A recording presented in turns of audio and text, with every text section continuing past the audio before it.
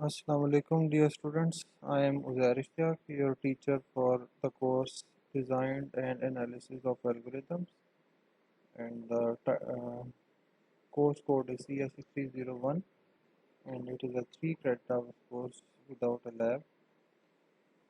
This is our lecture number 14 of the phase 2 of online teaching. Last class तक हमने आपको याद होगा कि सॉर्टिंग टेक्निक्स अपनी कंप्लीट कर ली थी। उसके अलावा भी कुछ और सॉर्टिंग टेक्निक्स हैं। फॉर एग्जांपल रेडिक्स सॉर्ट है, वो आप लोग खुद से स्टडी कर लेंगे, वो भी हमारे सिलेबस का पार्ट होगा। तो बाकी bubble sort, insertion sort, selection sort और merge sort, heap sort, quick sort, ये हमने कवर कर लिया। आज का जो हमारा टॉपिक है वो है रिकर्शन का। रिकर्सिव कॉल्स या रिकर्शन होती क्या है वो भी हम देखते हैं। रिकर्शन होती क्या है? A function which calls itself either directly or indirectly through another function। एक ऐसा फंक्शन जो खुद को कॉल करता है डायरेक्टली या इनडायरेक्टली। अगर तो वो डायरेक्टली कॉल करेगा तो इसका मतलब है कि वो अपने वो फंक्शन अपने आप को खुद से कॉल कर रहा है। इनडायरेक्टली कॉल करने का मतलब ये है कि वो किसी और फंक्शन की मदद से खुद को कॉल कर रहा है रिपीटेडली। एक से ज़्यादा दफ़ा वो एक फंक्शन अपने आप को कॉल कर रहा है, तो वो रिकर्सिव फंक्शन कहलाएगा। रिकर्स रिकर्शन में और आइटरेशन में फ़र्क होता है, ये अब हम आगे थोड़ा सा देखते हैं क्या क्या फ़र्क होता है। A recursive function is called to solve a problem। Recursive function किसी भी प्रॉब्लम को सॉल्व करने के लिए कॉल किया जाता है या यूज़ किया जाता है। The function actually knows how to solve only the simplest cases or so-called base cases। यह डिवाइड एंड कंकर अप्रोच में हमने देखा था कि एक लार्जर प्रॉब्लम को स्मॉलर प्रॉब्लम्स में डिवाइड कर लेते हैं और उसको कंकर कर लेते हैं, या सिंपलर प्रॉब्लम्स में डिवाइड कर लेते हैं। तो रिकर्सिव फंक्शन भी इसी तरह से सिंपलेस्ट केसेस को या बेस केसेस को सॉल्व करता है। If the function is called with the base case, it simply returns the result or in some cases do nothing। अगर फंक्शन को कॉल किया जाता है बेस केस में, तो या तो ये कोई रिजल्ट दे देगा या फिर कुछ केस ऐसे भी होंगे कि ये उसमें कुछ भी नहीं करेगा।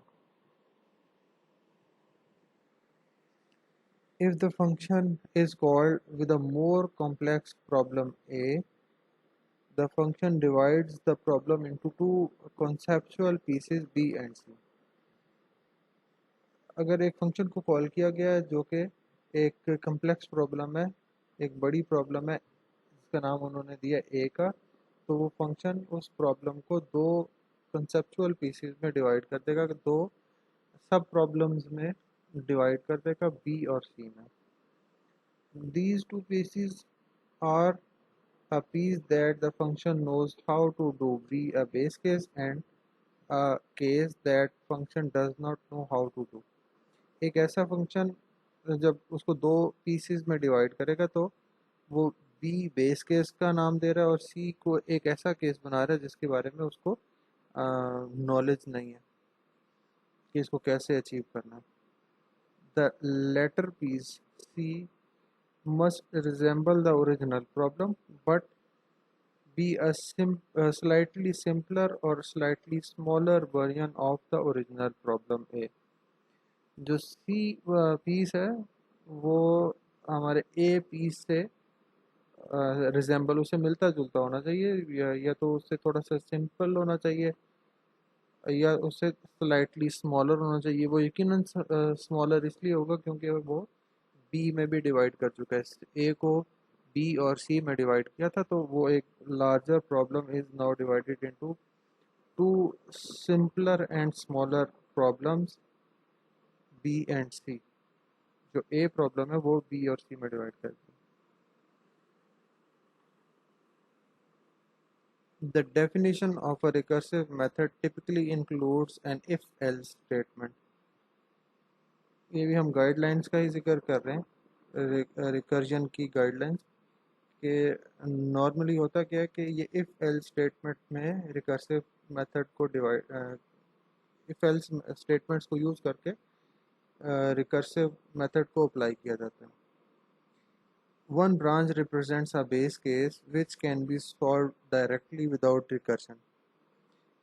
एक ब्रांच या एक केस होगा जिसको बेस केस कह रहे हैं, वो डायरेक्टली सॉल्व किया जा सकता है without using recursion, without calling the problem, without calling the function itself. Another branch includes a recursive call to the method but with a simpler or smaller set of arguments. दूसरा जो branch या दूसरा case जो था वो उसको recursive call करके simpler और स्मॉलर, या तो वो ओरिजिनल प्रॉब्लम से थोड़ा स्मॉल होगा, उसका साइज़ कम होगा, और या वो सिंपल होगा और उसके जो सेट ऑफ आर्गुमेंट्स जो हैं वो सिंपलर और स्मॉलर होंगे। Ultimately a base case must be reached. अब इनके रिकर्सिव या रिकर्जन के कुछ रूल्स को हम डिस्कस कर लेते हैं। Bad use of recursion causes a huge amount of redundant work being performed, violating a major rule of recursion.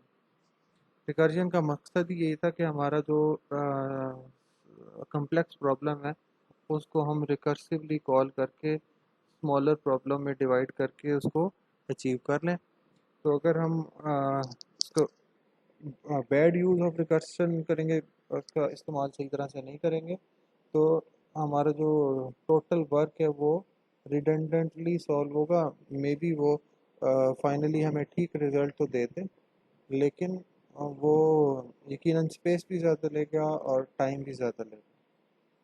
तो इसलिए रिकर्शन को हमेशा स्मार्टली यूज़ करना चाहिए। तो अब हम थोड़ा सा इसके रूल्स को देख लेते हैं। Base case, you must always have some base cases which can be solved without recursion. Base case को रिकर्शन के या रिकर्सिव कॉल्स के बगैर सॉल्व करना चाहिए। Two making progress, recursive call must always be to a case that make progress towards a base case. Recursive call हमेशा हमारा जो उसको यूज़ करने से रिज़ल्ट जो है वो हमेशा बेस केस के करीब का रिज़ल्ट आना चाहिए। वो मे बी बेस केस से थोड़ा डिफरेंट हो, लेकिन इट मस्ट बी उसकी प्रोग्रेस जो है वो बेस केस के करीब हमें उसका रिज़ल्ट दे। कभी कभी रिकर्सिव कॉल्स जो हैं वो इन्फिनिट भी हो जाती हैं। If the recursive invocation inside the method does not use a simpler or smaller parameter, a base case may never be reached. एक ऐसे केस में कि हमने उसको सिंपलर और स्मॉलर पैरामीटर्स उसमें यूज़ नहीं किए, तो फिर ये भी हो सकता है कि हमारा जो बेस केस है जिसमें हमें रिकर्शन यूज़ ही नहीं की वो अचीव ना हो, वो रीच ना कर सकें हम।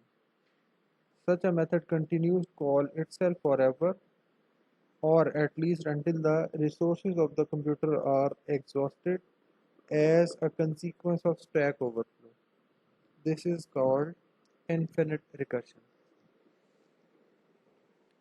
Infinite recursion में वो जो मेथड है वो अपने आप को इन्फिनिट टाइम्स कॉल करता रहता है और उस वक्त तक करता रहता है कि यहाँ पे तो फॉर एवर का वर्ड यूज़ हुआ, यकीनन वो फॉर एवर नहीं होगा क्योंकि कंप्यूटर के रिसोर्सेज हमारे लिमिटेड होते हैं, वो एग्जॉस्ट हो जाएंगे, उसकी मेमोरी फुल हो जाएगी और उसकी जो वो स्पेस जो ले रहा है वो ज़्यादा लेगा, टाइम तो इन्फिनिट टाइम लेगा। तो उसकी जो रैम फुल हो जाएगी, तो इस वजह से वो जो हमारा कंप्यूटर एग्जॉस्ट हो जाएगा, वो स्टक हो जाएगा। तो इस केस को हम इनफिनिट रिकर्शन कहते हैं।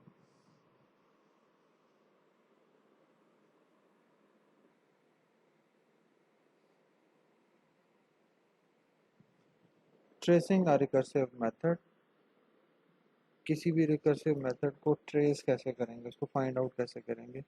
एक यहाँ पे हमारे पास पीस ऑफ कोड दिया हुआ है, एक पब्लिक स्टैटिक वॉइड, एक हमारे काउंट डाउन के नाम से एक फंक्शन दिया हुआ है। तो उसमें आप देख सकते हैं आगे उसका कुछ कोड मौजूद है। तो काउंट डाउन फंक्शन के अंदर एक दफ़ा मज़ीद आपको काउंट डाउन इंटीजर -1 नज़र आ रहा है, तो ये काउंट डाउन फंक्शन अपने आप को रिकर्सिवली कॉल कर रहा है। तो यहाँ पे आप देख सकते हैं display three call countdown 2, figure B में आप देख सकते हैं countdown 2 display 2 call countdown 1, C figure में आप देख सकते हैं काउंटडाउन 1 डिस्प्ले 1। तो ये 3 टाइम्स हमारा जो फंक्शन है यहाँ पे कॉल हुआ है।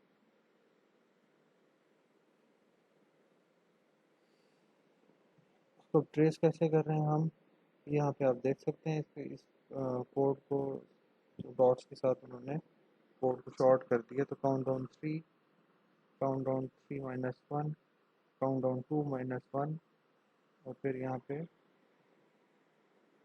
एक दफ़ा फिर यहाँ पे काउंटडाउन फंक्शन कॉल हो। तो ये 1 2 3 4 5 6, ये टोटल 6 टाइम्स हमारा ये फंक्शन कॉल हुआ। ट्रेसिंग रिकर्सिव मेथड अभी कंटिन्यूड है हमारा। तो इस टैग की फॉर्म में यहाँ पे शो हुआ है फिगर ए बी और सी में।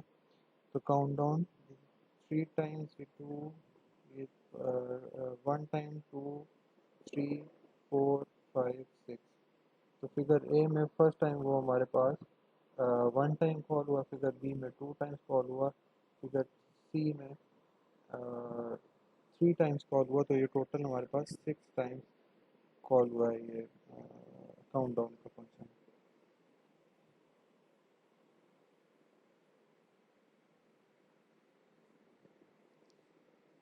नोट,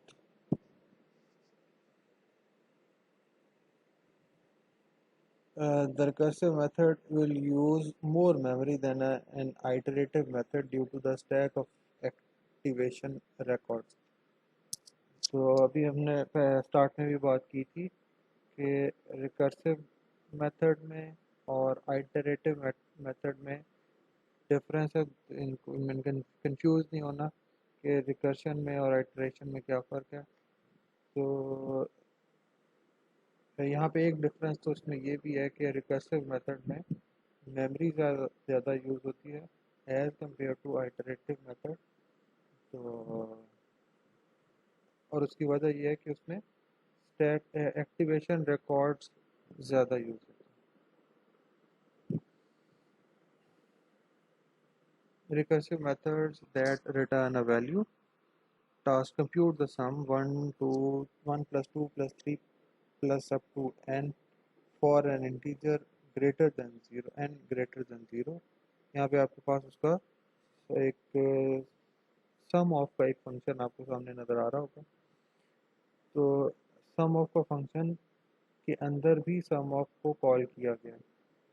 यहाँ पे आप देख sum is equal to sum of n-1 plus n, ये भी एक रिकर्सिव कॉल है। तो रिटर्न सम, ठीक है। तो जो टोटल हमारे पास जिसका रिजल्ट होगा वो तो इस सम में सेव हो रहा है, लेकिन वो रिकर्सिवली इस फंक्शन को कॉल करके वो सेव कर रहे हैं रिजल्ट उसमें।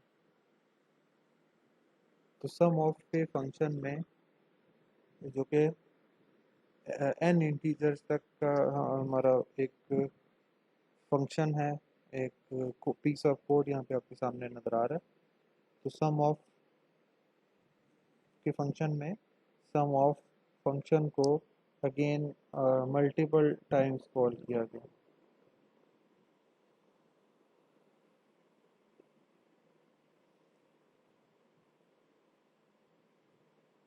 यहाँ पे आप देख सकते हैं तो कि अगर हमने figure A B C D E और एफ 6 फिगर्स हमारे पास मौजूद हैं स्टैक की फॉर्म में, इसी तरह रिजल्ट हमारे पास सेव हो रहा है। तो ये टोटल 9 टाइम्स ये इसको कॉल किया गया, तो एंड पे हमारे पास 6 रिजल्ट डिस्प्ले हुआ।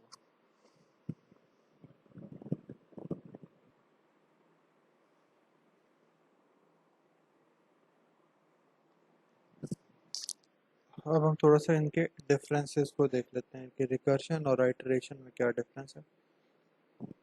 Any recursive method can be written without using recursion. कि रिकर्शन को हम रिकर्सिव कॉल्स के बगैर भी हम यूज़ कर सकते हैं। Typically a loop is used in place of the recursion. कि अगर हम उस फंक्शन को उसी फंक्शन के अंदर कॉल नहीं कर रहे तो हम वही काम लूप के थ्रू भी कर सकते हैं। The resulting method is refer to as the iterative version. तो एक फंक्शन को हम उसी फंक्शन में कॉल नहीं कर रहे, जैसे भी हमने एग्जांपल की थी सम ऑफ के फंक्शन की। तो अगर हम सम ऑफ का फंक्शन क्रिएट नहीं करते, हम लूप के थ्रू हम सम फाइंड कर लेते हैं एन नंबर तक का, तो हम हमारा वो जो टास्क है वो अचीव हो जाएगा। लेकिन जो स्ट्रेटजी है दोनों को अचीव करने की वो डिफरेंट है, वो आइटरेटिव हो जाएगा, फिर रिकर्सिव नहीं होगा। A recursive version of a method typically executes less efficiently than the corresponding iterative version. Iteratively अगर हम किसी भी प्रॉब्लम को सॉल्व करेंगे तो उसमें वो मोर एफिशिएंट होगा as compare to recursive version. This is because the computer must keep track of the recursive calls and the suspended computation. उसकी वजह क्या होगी कि अभी हमने जैसे बात की थी कि वो स्टैक की फॉर्म में हमारी मेमोरी को यूज़ करता है रिकर्सिव फंक्शन। तो अगर उसको उसमें कंप्यूटेशन ज़्यादा, कंप्यूटर जो है वो ज़्यादा बिजी होगा, कंप्यूटेशन ज़्यादा यूज़ होगी as compare to iterative method. However it can be much easier to write a recursive method than it is to write a corresponding iterative methods।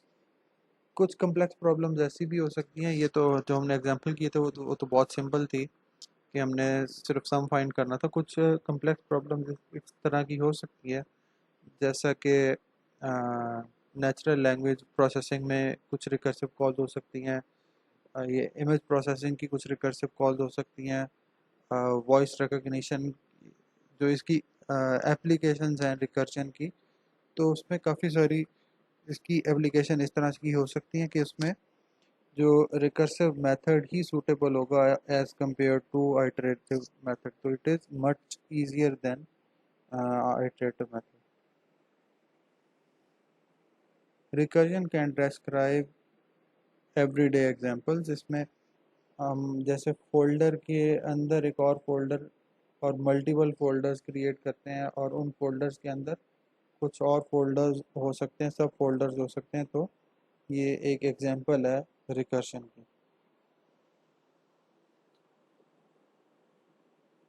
Recursive methods that return a value, अभी हमने पहले भी बात की थी। A recursive method can be a void method or it can return a value। एक ऐसा भी हो सकता है void हो, ये कोई वैल्यू रिटर्न ना करे, या फिर ये एक ऐसा भी हो सकता है कि ये कोई वैल्यू रिटर्न करे। At least one branch inside the recursive method can compute and return a value by making a chain of recursive calls।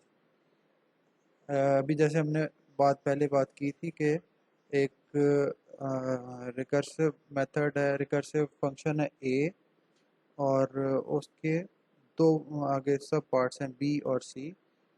तो फर्स्ट ब्रांच जो है बी, जिसको हमने नाम दिया था, वो that can be solve without a recursive call, और जो सी है वो रिकर्सिव कॉल्स करेगी।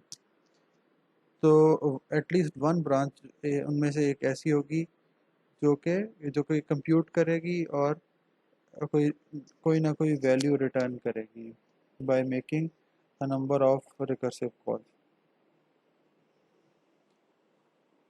यहाँ पे एक एग्जांपल दी हुई है फैक्टोरियल की। तो एक फंक्शन क्रिएट किया गया, public static int factorial of n, n number of integers का फैक्टोरियल फाइंड करना है। तो यहाँ पे आप देख सकते हैं कि return n into factorial of n minus one. तो फैक्टोरियल के फंक्शन में फैक्टोरियल के फंक्शन को खुद से कॉल किया गया, तो ये भी एक रिकर्सिव मेथड है।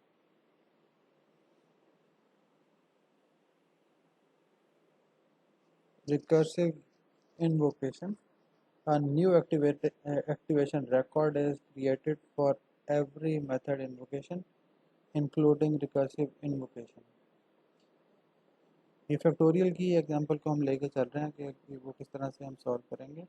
एन फैक्टोरियल इन एक वेरिएबल लिया, एक इंटीजर लिया है एन फैक्टोरियल के नाम से, is equal to factorial of n, ये फंक्शन।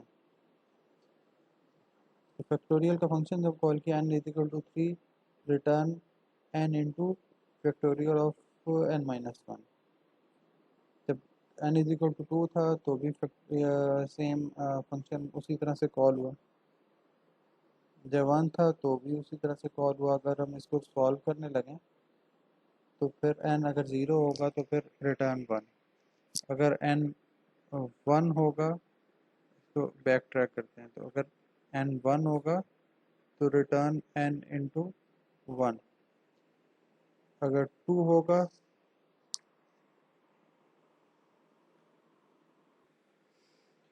इसी तरह अगर हम देखें कि जब n की वैल्यू 2 हो जाएगी तो फिर factorial n into n minus n into factorial of n minus one, तो रिटर्न n इंटू वन। तो जब 2 होगी वैल्यू तो 2 into one is equal to 2। 3 होगी तो return n into two, 3 into two is equal to 6। तो हमारा जो n फैक्टोरियल का जो इंटीजर n फैक्टोरियल था उसकी वैल्यू 6 हो जाएगी। तो ये हमारा एंड रिजल्ट होगा। तो ये रिकर्सिवली 4 टाइम्स इसको कॉल किया तो हमारा 3 टाइम्स कॉल किया तो हमारा n फैक्टोरियल की वैल्यू जो है वो 6 हो गया। एक थोड़ी सी एरर का हम जिक्र कर लेते हैं, इन्फिनिट रिकर्जन का। A common programming error when using recursion is to not stop making recursive calls.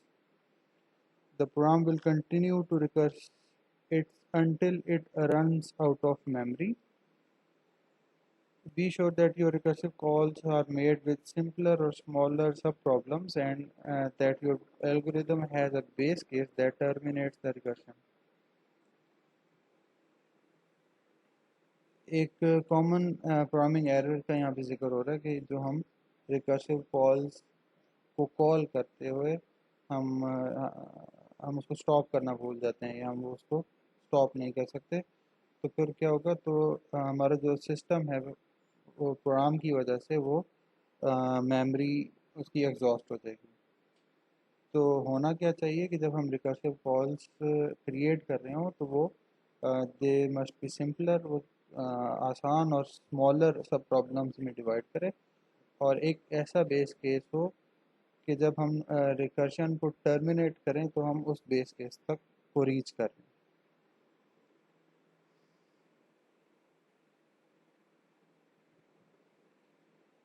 ये अब आपके सामने एक फिबोनाची या फिबोनाची सीरीज कोड आपको नज़र आ रहा है। This is a straightforward but an inefficient recursion. Fibonacci या फिबोनाची सीरीज जो है ये भी रिकर्शन की एक एग्जांपल है। तो फिब के नाम से एक फंक्शन क्रिएट किया हुआ है और वो रिटर्न कर रहा है fib n-1 plus fib n-2।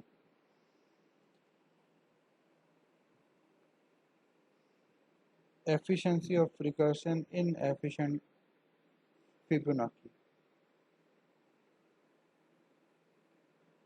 तो फिबोनाची सीरीज 5 टाइम्स हम क्रिएट कर रहे हैं तो फिबोनाची ये एक ट्री की फॉर्म में आपको सामने नज़र आ रहा है। तो फिबोनाची 4 और 3 में डिवाइड हुआ, 4 जो है वो 3 और 2 में डिवाइड हुआ और फिर 3 जो है वो 2 और 1 में डिवाइड हुआ। 2 जो है वो डिवाइड मज़ीद नहीं हो सकता। तो जो राइट साइड पे हम देखें तो फिबोनाची 3 जो है वो 2 में डिवाइड हुआ, 2 और 1 में। तो ये आप ये देख रहे हैं कि इसमें रिपीटेडली कुछ फंक्शंस क्रिएट हो रहे हैं, तो ये इनएफिशिएंट है।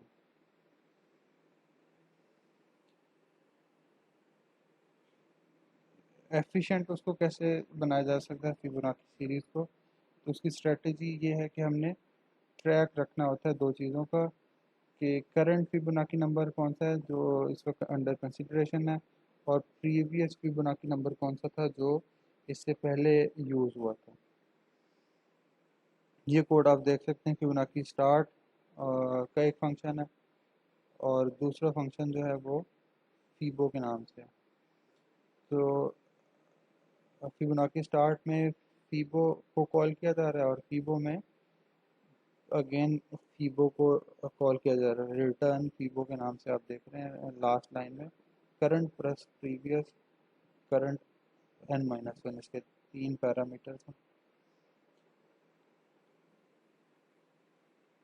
इसमें क्या होगा कि अगर हम इसको ट्रेस करें तो फिबोनाची 5, उसके फिर फीबो में 3 पैरामीटर्स हैं 1 और 0 और 5।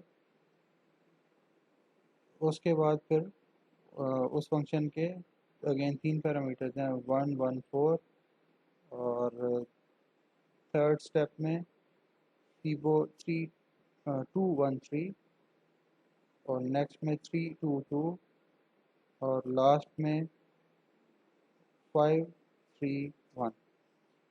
तो 5 रिटर्न हुआ, रिटर्न 5 फाइनली हमारे पास जो रिज़ल्ट है वो 5 आ जाएगा। तो अगर हम इसको कंपेयर करें जो हमारे पास पहले एक ट्री की फॉर्म में था, तो रिज़ल्ट तो दोनों सिमिलर दे रहे हैं, सेम दे रहे हैं, लेकिन जो इसमें रिपीटेशन है और इसमें रिपीटेशन नहीं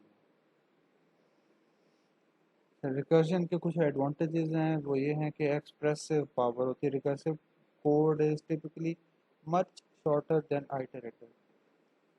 तो अगर आइटरेटिव मेथड यूज़ करेंगे हम लूप्स के थ्रू, तो उसका हमारा लाइन ऑफ कोड उसमें ज़्यादा होंगी और जो रिकर्सिव कोड होगा वो नॉर्मली उससे स्मॉलर होगा। More appropriate for certain problems, कुछ प्रॉब्लम्स ऐसी हैं जैसे कि अभी हमने फिबोनाची सीरीज़ की बात की और उसके अलावा हमने फैक्टोरियल की बात की। तो कुछ ऐसे प्रॉब्लम्स होंगे जिनमें ये रिकर्शन या रिकर्सिव कॉल्स ये ज़्यादा अप्रोप्रिएट होती है। Intuitive programming for mathematic definitions, कुछ मैथमेटिकल प्रॉब्लम्स भी इनसे ऐसी होती हैं जिनमें हमें रिकर्सिव कॉल्स यूज़ करनी पड़ती है। अगर हम इसके कुछ डिसएडवांटेजेस की बात करें तो वो ये होंगे, usually slow due to call stack overhead. अभी हमने बात की थी, मिड में भी बात की थी, स्टार्ट में भी बात की थी कि ये स्टैक की फॉर्म में अपना डाटा को सेव करता रहता है। तो रिकर्सिव मेथड जब भी यूज़ होगा तो वो स्लो डाउन कर देगा हमारे सिस्टम को। Faulty programs are very difficult to debug. अगर किसी प्रोग्राम में कोई एरर आ जाए, कोई बग आ जाए, तो अ, उस तरह के प्रोग्राम को और उसमें multiple times recursive call use हुई हैं, तो हमें उसको डीबग करने में थोड़ी सी प्रॉब्लम होगी। Difficult to prove a recursive algorithm is correct. Recursive algorithm जब हम उसका डिज़ाइन करेंगे तो हम इसको उसका प्रूफ देना थोड़ा डिफ़िकल्ट हो जाएगा कि ये हमारा जो एल्गोरिदम है वो करेक्ट है, क्योंकि वो जो फंक्शन है उसके अंदर का जो कोड है वो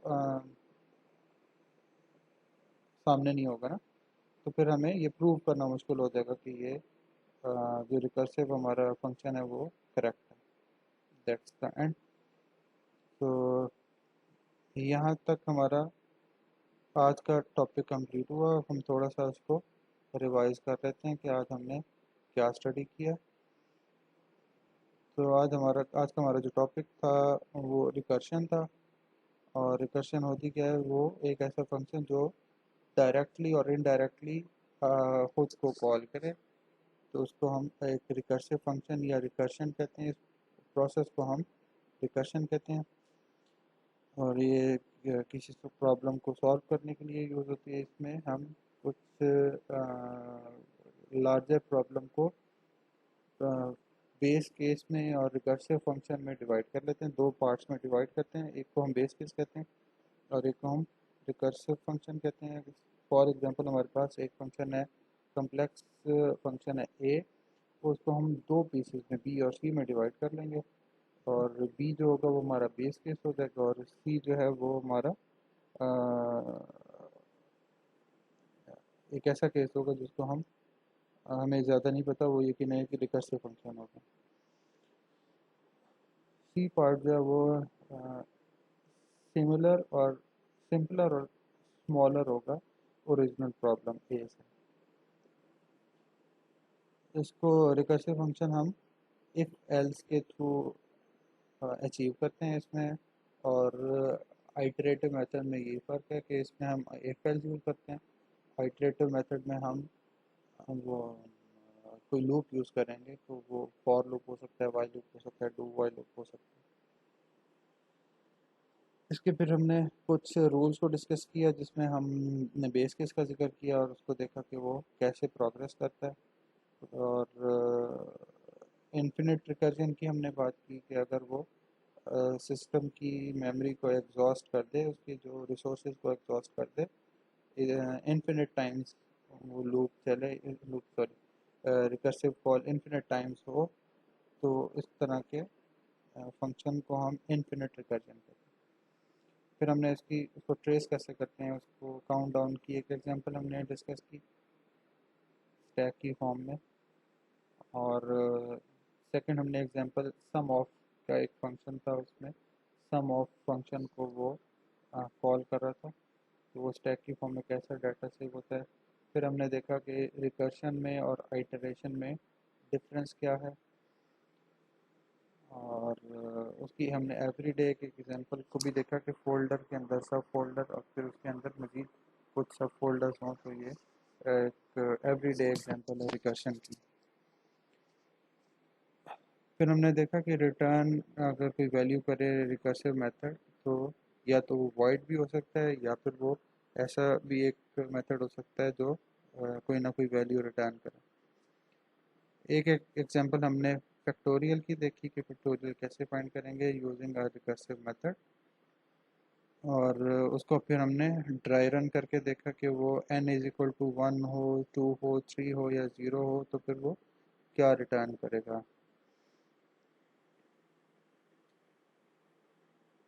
तो ये फैक्टोरियल 3 टाइम्स अगर एग्जीक्यूट करेगा तो वो रिज़ल्ट हमारे पास 6 आ जाएगा।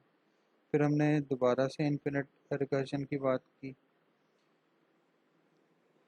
और लास्ट में हमने फिबोनाची सीरीज़ के कुछ कोड देखे कि ये फिबोनाची सीरीज़ होती क्या है और उसके तो कोड के थ्रू हम कैसे अचीव कर सकते हैं। और वो भी एक एग्जांपल है रिकर्शन की, लेकिन ये इनएफिशिएंट वे ये ऑफ रिकर्शन है। अगर हमने उसको एफिशिएंट करना हो तो फिर हमें दो चीज़ों का ख्याल करना पड़ेगा कि हमें एक करंट नंबर और प्रीवियस नंबर को माइंड में कंसिडर करना पड़ेगा। तो उसको कोड कैसे करेंगे ये भी हमने देख लिया कि वो कैसे उसको कोड करेंगे, और फिर उसको ट्रैक कैसे करेंगे, उसको ट्रेस कैसे करेंगे। रिकर्शन के कुछ एडवांटेजेस हमने देखे कि ये आइटरेटिव से इसका कोड नॉर्मली शॉर्ट होता है। कुछ प्रॉब्लम्स ऐसी होती हैं जिनमें आइटरेशन हम यूज़ नहीं करते, उनमें रिकर्सिव मेथड ही यूज़ करना चाहिए, वो ज़्यादा अप्रोप्रिएट होता है। और कुछ मैथमेटिकल फंक्शंस या डेफिनेशंस ऐसी होती हैं जिनमें हमें रिकर्सिव मेथड यूज़ करना पड़ता है। फिर हमने बात की रिकर्शन की डिसएडवांटेजेस की, कि इसमें हमारी जो मेमोरी चूँकि ज़्यादा यूज़ होती है, तो फिर ये एक स्टैक ओवरहेड की वजह से, कॉल स्टैक ओवरहेड की वजह से हमारी मेमोरी ज़्यादा होती है, तो वो स्लो डाउन हो जाता है। उसको डीबग करना मुश्किल है, और हमें ये प्रूव करना मुश्किल हो जाता है कि हमारा जो रिकर्सिव एल्गोरिदम है वो करेक्ट है। तो ये हमारा लेक्चर नंबर 14 था। लेक्चर नंबर 15 जो है वो हमारा इंटरेक्टिव सेशन होगा। तो उसमें अगर आप लोगों के कोई क्वेश्चंस हों तो वो आप पहले से नोट डाउन कर लें इन दोनों टॉपिक्स में जो हमने लास्ट क्लास में डिस्कस किए थे, और आज हमने डिस्कस किए। लास्ट क्लास में हमने सॉर्टिंग टेक्निक्स, दो सॉर्टिंग टेक्निक्स की बात की थी, मर्ज सॉर्ट की और क्विक सॉर्ट की। तो अगर मर्ज सॉर्ट में या क्विक सॉर्ट में, और फिर आज के टॉपिक में रिकर्शन में आपके कोई प्रॉब्लम्स हों तो वो आप नोट डाउन कर लें, और जो हमारा इंटरेक्टिव सेशन है वेंसडे को होगा, तो उसमें आप अपने क्वेश्चन मुझसे डायरेक्टली पूछ सकते हैं।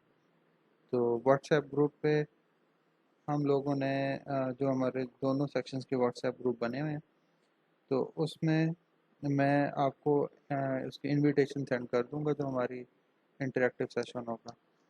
तो उसमें आप लोग अपने क्वेश्चंस मुझे सेंड करेंगे और मैं आप लोगों को आंसर करूँगा।